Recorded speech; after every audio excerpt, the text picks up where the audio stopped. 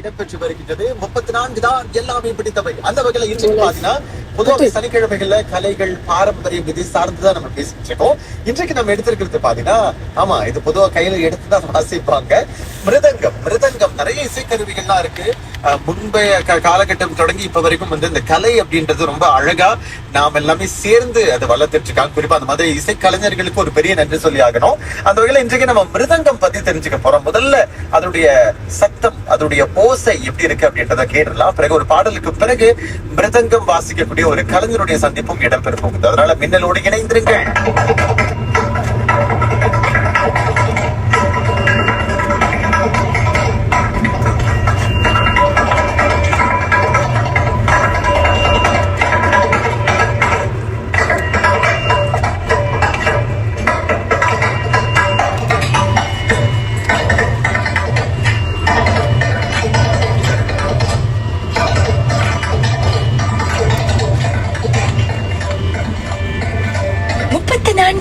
எல்லாமே பிடித்தவை. 34 தான் எல்லாமே பிடித்தவை. 34 தான் எல்லாமே பிடித்தவை. சனிக்கிழமைகள்ல கலைகள் குறித்து நம்ம பார்த்துக்கிட்டு இருக்கோம். அந்த வகையில இன்றைக்கு பாரம்பரிய கலைகளில் ஒன்றான மிருதங்கம் இருக்கு இல்லையா? தனது 10 வயதில் தொடங்கி இப்ப வரைக்கும் கிட்டத்தட்ட ஒரு 29 வருடங்கள் அதை தொடர்ந்து பிடிச்சு வாசிச்சுட்டு இருக்கக்கூடிய முத்துராமன் நம்மோடு அழைப்புல காத்துட்டு இருக்காரு. வணக்கம். வணக்கம். வணக்கம் மோகன், எப்படி இருக்கீங்க? நல்லா இருக்கேன். நீங்க எப்படி இருக்கீங்க? ரொம்ப ரொம்ப நல்லா இருக்கேன். நிறைய இசைக்கருவிகள் இருக்கு. அந்த மிருதங்கம் அப்படின்றது எப்படி உங்க வாழ்க்கைக்குள்ள நுழைஞ்சது முத்துராமன், சொல்லுங்க. அது 10 வயசுல இருந்து இந்த டிவோஷனல் பாட்டுக்கெல்லாம் கொஞ்சம் வாசிப்போம். அப்புறம் முறைப்படி கத்துக்கிட்டேன். அது கத்துக்கிற நாள்ல இருந்து அப்படியே படிப்படியா ஆசை இன்னும் இருக்கு. இன்னும் நிறைய கத்துக்கணும். மிருதங்கம் அப்படின்னா ஒரு வகை தான் இருக்கு. அது சுதி வேணா மாறும். ஃபீமேல் சிங்கருக்குன்னா கொஞ்சம் மேல் தாய் ஸ்ருதியா இருக்கும். மேல் சிங்கருக்குன்னா கொஞ்சம் கீழே உள்ள ஸ்ருதியா இருக்கும். ஒரு கட்டை 2 கட்டை ஸ்ருதியா இருக்கும்.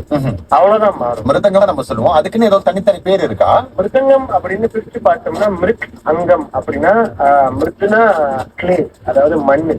நீங்க அந்த மண்ணுல செய்வாங்க அதோட பாடிய. அங்கம் அப்படின்னா பாடின்னு சொல்லுவோம். சோ மிருதங்கம் அது அப்படிதான் அதுக்கு பேர் வந்தது. நம்மளோட தமிழ் பாரம்பரிய இசை தான், அதாவது சவுத் இந்தியன் மியூசிக் தான். ஆமா, பல வருட காலமாக நீங்க ஈடுபட்டு இருக்கீங்க. சரி, அடிப்படை விஷயங்கள் முதல்ல போனா என்ன சொல்லி கொடுப்பாங்க அப்படின்ற ஒரு கேள்விதான் அடுத்த ஒரு பாடலுக்கு பிறகு கேட்க போறோம். அதனால இணைந்திருங்கள். 34 தான் எல்லாமே பிடித்தவை. சனிக்கிழமைகள்ல கலைகள் குறித்து நம்ம பார்த்துக்கிட்டு இருக்கோம், பேசிக்கிட்டு இருக்கோம். அந்த வகையில இன்றைக்கு மிருதங்கம் வாசிக்கக்கூடிய ஒரு கலைஞர் முத்து அவர்கள்ட்ட நம்ம ஏற்கனவே இந்த பாடலுக்கு முன்பு சில விஷயங்களை நம்ம கேட்டு தெரிஞ்சுக்கிட்டோம்.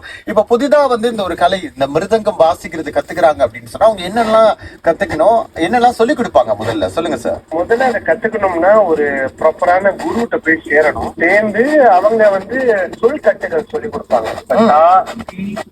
நம் அப்படின்னு இருக்கு. அந்த சொல் கட்டுகளை சொல்லி கொடுப்பாங்க. அது எப்படி மிருதங்கத்துல வாசிக்கணும் அப்படின்னு சொல்லி கொடுப்பாங்க. அப்புறம் படிப்படியா அந்த சொல் கட்டுகள் என்னன்னா கொஞ்சம் விரிவாகும். இப்ப தா, கிட்ட, தக்க கொஞ்சம் கொஞ்சமா சேர்ப்போம். ஸ்டூடெண்ட்ஸோட அபிலிட்டி வச்சு நம்ம கொஞ்சம் கொஞ்சமா சேர்ப்போம். அது பேசிக். அதுக்கப்புறம் தனியாவர்த்தனம் வாசிக்கிறது, ஒரு பாட்டுக்கு வாசிக்கிறது, இதெல்லாமே நடைகள், வித்தியாசமான நடைகள் எல்லாமே சொல்லிக் கொடுப்போம். அப்படிதான் நம்ம படிப்படியா கத்துக்க முடியும். ஆமா, படிப்படியா கத்துக்கலாம். அதிக நேரம் பயிற்சி பண்ணாங்கன்னா கண்டிப்பா கொஞ்சம் சீக்கிரம் கத்துக்கலாம். அதிக நேரம் பயிற்சி பண்ணா கூட எப்படியும் ஒரு 5 ல இருந்து 6 வருஷம் ஆயிரும். சரி, இப்ப நீங்க மிருதங்கம் வாசிக்கக்கூடிய ஒரு கலைஞரா இருக்கீங்க. இப்போ என்ன மாதிரி நிகழ்ச்சிகள்லாம் நீங்க அதிகமா அதனுடைய படைப்புகள்லாம் நீங்க வழங்குறீங்க? மிருதங்கம் இங்க மலேசியால நிறைய பரதநாட்டியத்துக்கு தான் நிறைய யூஸ் பண்றோம். ஆர்கெஸ்ட்ரா இருக்கும், அவங்களுக்கு நம்ம கம்பெனி பண்ணுவோம் பரதநாட்டியம். அப்புறம் இப்ப வர காலகட்டத்துல கொஞ்சம் கச்சேரியும் நிறைய வர ஆரம்பிச்சு. புதுசா பாடகர்கள், இசை கல்விகள், வீணை இசை, அவங்க எல்லாமே இப்ப கச்சேரி பண்ற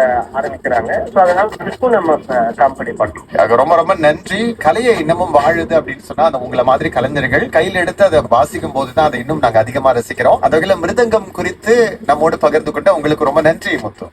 நன்றி ஆர்ஜி மோகன். நன்றி மின்னலசன்.